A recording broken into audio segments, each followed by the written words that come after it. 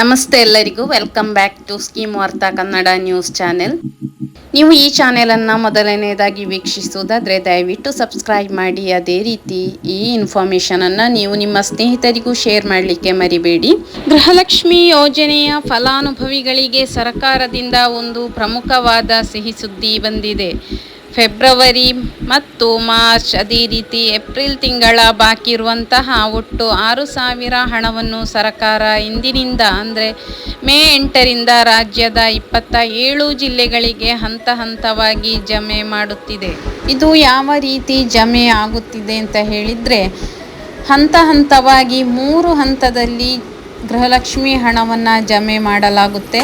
ಅಂದರೆ ಮೊದಲನೇ ಹಂತದಲ್ಲಿ 20ರಿಂದ 30% ಜನರಿಗೆ ಬಂದರೆ, ಎರಡನೇ ಹಂತದಲ್ಲಿ 80% ಜನರಿಗೂ ಕೂಡ ಜಮೆ ಆಗುತ್ತೆ. ಮೂರನೇ ಹಂತದಲ್ಲಿ ಉಳಿದಂತಹ ಎಷ್ಟು ಫಲಾನುಭವಿಗಳಿರ್ತಾರೋ ಅಂಥವರಿಗೆ ಮೂರನೇ ಹಂತದಲ್ಲಿ ಜಮೆ ಆಗುತ್ತೆ. ಇದು ಯಾಕೆ ಈ ರೀತಿ ಮಾಡೋದಂದರೆ, ಇದು ರಾಜ್ಯದ ಎಷ್ಟು ಜಿಲ್ಲೆಗಳಿವೆ ಅದನ್ನು 3 ವಿಭಾಗಗಳಾಗಿ ವಿಭಾಗಿಸಿದರೆ, ಅದರಲ್ಲಿ ಮೊದಲ ಹಂತದಲ್ಲಿ ಒಂದು ವಿಭಾಗಕ್ಕೆ ಹಣ ಹಾಕಿದರೆ ಜಮೆ ಆದರೆ, ಎರಡನೇ ಹಂತದಲ್ಲಿ ಯಾವುದೆಲ್ಲ ಜಿಲ್ಲೆಗಳ ಇನ್ಕ್ಲೂಡ್ ಆಗಿವೆ ಆ ಜಿಲ್ಲೆಗಳಿಗೆ ಹಣ ಜಮೆ ಆಗುತ್ತಿದೆ. ಈಗ ಮೊದಲ ಹಂತದಲ್ಲಿ ಬಾಗಲಕೋಟೆ, ಬೆಳಗಾವಿ, ವಿಜಯಪುರ, ಧಾರವಾಡ, ಗದಗ, ಹಾವೇರಿ, ಉತ್ತರ ಕನ್ನಡ, ಬಳ್ಳಾರಿ, ಬೀದರ್, ಕಲಬುರಗಿ ಮತ್ತು ಕೊಪ್ಪಳ ಜಿಲ್ಲೆಗೆ ಹಣವನ್ನು ವರ್ಗಾವಣೆ ಮಾಡಲಾಗಿದೆ. ಅಂದರೆ ಈ ಜಿಲ್ಲೆಗಳ ಫಲಾನುಭವಿಗಳ ಅಕೌಂಟಿಗೆ ಹಣವು ಜಮೆ ಆಗುತ್ತಿದೆ. ಇನ್ನು ಎರಡನೇ ಹಂತ ಅಂತೇಳಿದರೆ ಬೆಂಗಳೂರು ನಗರ, ಬೆಂಗಳೂರು ಗ್ರಾಮಾಂತರ, ರಾಮನಗರ, ಚಿಕ್ಕಬಳ್ಳಾಪುರ, ಚಿತ್ರದುರ್ಗ, ದಾವಣಗೆರೆ, ಕೋಲಾರ, ಶಿವಮೊಗ್ಗ ಮತ್ತು ತುಮಕೂರು ಈ ಜಿಲ್ಲೆಗಳಿಗೆ ಜಮೆ ಆಗುತ್ತಿದೆ. ಇನ್ನು ಮೂರನೇ ಹಂತದಲ್ಲಿ ಚಾಮರಾಜನಗರ, ಚಿಕ್ಕಮಗಳೂರು, ದಕ್ಷಿಣ ಕನ್ನಡ, ಹಾಸನ, ಕೊಡಗು, ಮಂಡ್ಯ, ಮೈಸೂರು, ಉಡುಪಿ, ರಾಯಚೂರು, ಯಾದಗಿರಿ ಮತ್ತು ವಿಜಯನಗರ ಜಿಲ್ಲೆಗಳಿಗೆ ಹಣವನ್ನು ಜಮೆ ಮಾಡಲಾಗುತ್ತಿದೆ. ಇನ್ನು ಗೃಹಲಕ್ಷ್ಮಿಯರು ಮರು ಅರ್ಜಿ ಅಂದರೆ ಅಪ್ಲಿಕೇಶನ್ ಕೂಡ ಕಡ್ಡಾಯಗೊಳಿಸಿದ್ದಾರೆ. ಸರ್ಕಾರದ ಹೊಸ ಆದೇಶದಂತೆ ಫಲಾನುಭವಿಗಳು ಈ ಮೇ ತಿಂಗಳಲ್ಲಿ ಮರು ಅರ್ಜಿಯನ್ನು ಸಲ್ಲಿಸುವುದು ಕಡ್ಡಾಯ. ಅಂದರೆ ಇವಾಗ ಇಲ್ಲಿ ತನಕ ಯಾವುದೇ ಮರು ಅರ್ಜಿ ಅಂದರೆ ಅಪ್ಲಿಕೇಶನ್ ಅಂದು ಯಾವುದೇ ರೀತಿಯ ಆಪ್ಷನ್ ಇರಲಿಲ್ಲ. ಮರಣ ಹೊಂದಿದವರು ಗೃಹಲಕ್ಷ್ಮಿ ಹಣವನ್ನು ಪಡೆಯುತ್ತಿರುವುದನ್ನು ತಡೆಯಲಿಕ್ಕೋಸ್ಕರ ಈಗ ಹಲವಾರು ಆದೇಶಗಳನ್ನು ಕೂಡ ಹೊರಡಿಸಿದ್ರು. ಅದರಲ್ಲಿ ಒಂದಾದ ಮರು ಅಪ್ಲಿಕೇಶನನ್ನು ಹಾಕುವಂಥದ್ದು. ಈಗ ವರ್ಷ ಮರು ಅಪ್ಲಿಕೇಶನ್ ಹಾಕುವುದರಿಂದ ಮರಣ ಹೊಂದಿದವರ ಲೆಕ್ಕ ಕೂಡ ಹಿಡ್ಕೊಳ್ಳಿಕ್ಕೆ ಸುಲಭವಾಗುತ್ತೆ. ಅವರ ಅಕೌಂಟಿಗೆ ಹಣ ಹೋಗುವುದು ಕೂಡ ನಿಲ್ಲುತ್ತೆ. ಅದಕ್ಕಾಗಿ ಮೇ ತಿಂಗಳಲ್ಲಿ ಮರು ಅರ್ಜಿಯನ್ನು ಸಲ್ಲಿಸುವುದು ಕಡ್ಡಾಯವಾಗಿದೆ. ಸುಮಾರು 2 ಲಕ್ಷಕ್ಕೂ ಅಧಿಕ ಮೃತ ಫಲಾನುಭವಿಗಳ ಖಾತೆಗೆ ಇನ್ನೂ ಕೂಡ ಹಣ ಹೋಗುತ್ತಿರುವುದನ್ನು ತಡೆಯಲು ಸರ್ಕಾರ ಈ ಕ್ರಮ ಕೈಗೊಂಡಿದೆ. ಯಾವುದೇ ಯೋಜನೆಯನ್ನು ಪಡೆಯುವಾಗಲೂ ಕೂಡ ವರ್ಷದಲ್ಲಿ ಒಂದು ಸಲ ಅಥವಾ ಅಪ್ಲಿಕೇಶನನ್ನು ಕೊಡುವುದು ಅಥವಾ ಲೈಫ್ ಸರ್ಟಿಫಿಕೇಟನ್ನು ಕೂಡ ಕೊಡುವುದು ಕಡ್ಡಾಯವಾಗಿದೆ. ಅದೇ ರೀತಿ ಗೃಹಲಕ್ಷ್ಮಿ ಯೋಜನೆಗೂ ಕೂಡ ಅದನ್ನು ಕಡ್ಡಾಯಗೊಳಿಸಿದೆ. ಅಂದರೆ ಮೃತ ಫಲಾನುಭವಿಗಳ ಅಕೌಂಟಿಗೆ ಹಣ ಹೋಗುವುದನ್ನು ತಪ್ಪಿಸಲಿಕ್ಕೆ ಬೇಕಾಗಿ ಈ ಕ್ರಮವನ್ನು ಜಾರಿಗೊಳಿಸಲಾಗಿದೆ. ಅಂದರೆ ಮರು ಅರ್ಜಿ ಸಲ್ಲಿಸುವುದು ಅಥವಾ ಲೈಫ್ ಸರ್ಟಿಫಿಕೇಟ್ ಇದನ್ನು ಕೂಡ ಸಲ್ಲಿಸುವುದು ಕೂಡ ಕಡ್ಡಾಯವಾಗಿದೆ. ಅಲ್ಲದೆ ಯಾವುದೇ ಅಧಿಕಾರಿಗಳು ಕೂಡ ನಿಮ್ಮ ಮನೆಗೆ ಬಂದು ದಾಖಲೆಗಳನ್ನು ಪರಿಶೀಲಿಸುವಂತಹ ಒಂದು ಕ್ರಮವನ್ನು ಕೂಡ ಕೈಗೊಂಡಿದ್ದಾರೆ. ಅಂದರೆ ಇದುವರೆಗೆ ಅದನ್ನು ಜಾರಿಗೊಳಿಸಿಲ್ಲ. ಅಧಿಕಾರಿಗಳು ಎಲ್ಲ ಮನೆಗೆ ಬಂದರೆ, ಅಂದರೆ ಆಶಾ ಕಾರ್ಯಕರ್ತೆಯಾಗಿರ್ಬೋದು, ಅಂಗನವಾಡಿ ಸಹಾಯ ಕಾರ್ಯಕರ್ತೆಯರಾಗಿರ್ಬೋದು, ಯಾರಾದರೂ ಬಂದು ನಿಮ್ಮ ದಾಖಲೆಗಳನ್ನು ಪರಿಶೀಲಿಸ್ತಾರೆ.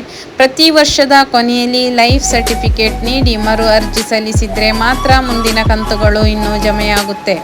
ಅಂದರೆ ಎಲ್ಲ ವರ್ಷದ ಕೊನೆಯಲ್ಲಿ ಕೂಡ ಲೈಫ್ ಸರ್ಟಿಫಿಕೇಟ್ ಕೂಡ ಕೊಡಬೇಕು, ಸಬ್ಮಿಟ್ ಮಾಡಬೇಕು. ಅದೇ ರೀತಿ ಮರು ಅರ್ಜಿಯನ್ನು ಕೂಡ ಸಲ್ಲಿಸಬೇಕಾಗುತ್ತೆ. ಇದು ಲೈಫ್ ಸರ್ಟಿಫಿಕೇಟ್ ಬ್ಯಾಂಕಲ್ಲಿ ಕೊಡಬೇಕಾ ಅಥವಾ ಮರು ಅರ್ಜಿ ಸಲ್ಲಿಸುವಾಗ ಅಪ್ಲೋಡ್ ಮಾಡಲಿಕ್ಕೆ, ಅದು ಯಾವುದು ಕೂಡ ಇನ್ನೂ ಕೂಡ ಅದರ ಬಗ್ಗೆ ಮಾಹಿತಿ ಲಭಿಸಿಲ್ಲ. ಸೊ ಆಲ್ರೆಡಿ ಲೈಫ್ ಸರ್ಟಿಫಿಕೇಟ್ ಮಾಡಿಟ್ಕೊಳ್ಳಿ. ಯಾಕೆಂತ ಹೇಳಿದರೆ ಈಗ ಅಪ್ಡೇಟ್ ಮಾಡಲಿಕ್ಕೆ ಬಂದ ತಕ್ಷಣ ನಿಮಗೆ ಅಪ್ಲೋಡಿಗೆ ಆಪ್ಷನ್ ಕೂಡ ಇರ್ಬೋದು ಅಪ್ಲಿಕೇಶನ್ ಹಾಕುವಾಗ. ಇಲ್ಲಂತ ಹೇಳಿದರೆ ಎಲ್ಲ ಯೋಜನೆಗಳಿಗೆ ಇರುವ ಹಾಗೆ ಬ್ಯಾಂಕ್ಗಳಲ್ಲಿಯೂ ಕೂಡ ಹೋಗಿ ಕೊಡುವುದು ಕೂಡ ಕಡ್ಡಾಯವಾಗಿರುತ್ತೆ. ಇದು ಎಲ್ಲಿ ಕೊಡುವುದು, ಯಾವುದೇ ಅಪ್ಡೇಟ್ಸ್ ಇಲ್ಲಿ ತನಕ ಬಂದಿಲ್ಲ. ನಿಮಗೆ ಗೃಹಲಕ್ಷ್ಮಿ ಯೋಜನೆಯಲ್ಲಿ ಯಾವುದೇ ಪ್ರಾಬ್ಲಮ್ ಬರಬಾರ್ದು ಅಂತ ಹೇಳಿದರೆ ನೀವು ಕೆಲವೊಂದು ನಿಯಮಗಳನ್ನು ಕೂಡ ನೀವು ಪಾಲಿಸಬೇಕಾಗುತ್ತೆ. ಅದರಲ್ಲಿ ಮೊದಲನೆಯದಾಗಿ ರೇಷನ್ ಕಾರ್ಡದು KYC ಅಂದರೆ ಮನೆಯ ಎಲ್ಲ ಸದಸ್ಯರ ಆಧಾರ್ ಕಾರ್ಡ್ ರೇಷನ್ ಕಾರ್ಡಿಗೆ ಲಿಂಕ್ ಆಗಿರಬೇಕು. ಇನ್ನು ರೇಷನ್ ಪಡೆಯುವುದು ಕೂಡ ಕಡ್ಡಾಯ. ಸತತ 3 ತಿಂಗಳು ಉಚಿತ ಅಕ್ಕಿ ರೇಷನನ್ನು ನೀವು ಪಡೆಯದಿದ್ದರೆ ನಿಮ್ಮ ರೇಷನ್ ಕಾರ್ಡ್ ಮತ್ತು ಗೃಹಲಕ್ಷ್ಮಿ ಸೌಲಭ್ಯ ಎರಡೂ ಕೂಡ ರದ್ದಾಗುವಂತಹ ಚಾನ್ಸಸ್ ಇದೆ. ಅಂದರೆ ರೇಷನನ್ನು ಯಾರಾದರೂ ಪಡೆಯದೇ ಇದ್ದರೆ 3 ತಿಂಗಳು ನಿಮ್ಮದು ರೇಷನ್ ಕಾರ್ಡ್ ಏನು ರೇಷನ್ ಸಿಗುತ್ತೆ ಅದನ್ನು ನೀವು ತಗೊಳ್ಳದಿದ್ದರೆ ನಿಮ್ಮ ರೇಷನ್ ಕಾರ್ಡ್ ಕೂಡ ಕ್ಯಾನ್ಸಲ್ ಆಗುತ್ತೆ. ಅದೇ ರೀತಿ ಗೃಹಲಕ್ಷ್ಮಿ ಹಣ ಕೂಡ ಕ್ಯಾನ್ಸಲ್ ಆಗುವಂತಹ ಚಾನ್ಸಸ್ ಇದೆ. ಇನ್ನು ಆಧಾರ್ ತಿದ್ದುಪಡಿ ಕಳೆದ 15 ವರ್ಷಗಳಿಂದ ಆಧಾರ್ ಕಾರ್ಡಿನಲ್ಲಿ ಯಾವುದೇ ಬದಲಾವಣೆ ಮಾಡಿಸದಿದ್ದರೆ ಅದನ್ನು ಕೂಡ ನೀವು ಅಪ್ಡೇಟ್ ಮಾಡಿಸಬೇಕು. ಇನ್ನು ವಾರ್ಷಿಕ ಆದಾಯ ಬಂದುಬಿಟ್ಟು 7 ಲಕ್ಷಕ್ಕಿಂತ ಕಡಿಮೆ ಇರಬೇಕು. ಅದರಲ್ಲಿ ಸರ್ಕಾರಿ ನೌಕರಿ ಯಾರಾದರೂ ಕುಟುಂಬದಲ್ಲಿ ಸರ್ಕಾರಿ ನೌಕರರಿದ್ದರೆ ಈ ಯೋಜನೆ ಅನ್ವಯಿಸುವುದಿಲ್ಲ. ಅಂದರೆ ಗೃಹಲಕ್ಷ್ಮಿ ಹಣ ಅಂಥವರಿಗೆ ಬರುವುದಿಲ್ಲ. ಸರ್ಕಾರಿ ನೌಕರರಾಗಿರ್ಬೋದು, ಅರೆ ಸರ್ಕಾರಿ ನೌಕರರು ಆಗಿರ್ಬೋದು, ಅಂಥವರಿಗೂ ಕೂಡ ಈ ಗೃಹಲಕ್ಷ್ಮಿ ಹಣವು ತಗೊಳ್ಳಿಕ್ಕೆ ಅರ್ಹರಲ್ಲ. ಇನ್ನು ರೇಷನ್ ಕಾರ್ಡ್ದಾರರಿಗೆ ಕೂಡ 3 ಗುಡ್ ನ್ಯೂಸ್ಗಳಿವೆ. ಒಂದು, ಹೊಸ ರೇಷನ್ ಕಾರ್ಡಿಗಾಗಿ ಅರ್ಜಿಗಳನ್ನು ಈಗ ಸ್ವೀಕರಿಸ್ತಾ ಇದೆ. ಇನ್ನು ಇಂದಿರಾ ಕಿಟ್ ಫೆಬ್ರವರಿ ಮತ್ತು ಮಾರ್ಚ್ ತಿಂಗಳ ಬಾಕಿ ಇರುವಂತಹ 5 ಬಗೆಯ ಆಹಾರ ಪದಾರ್ಥಗಳ ಇಂದಿರಾ ಕಿಟ್ ವಿತರಣೆ ಆರಂಭವಾಗಿದೆ.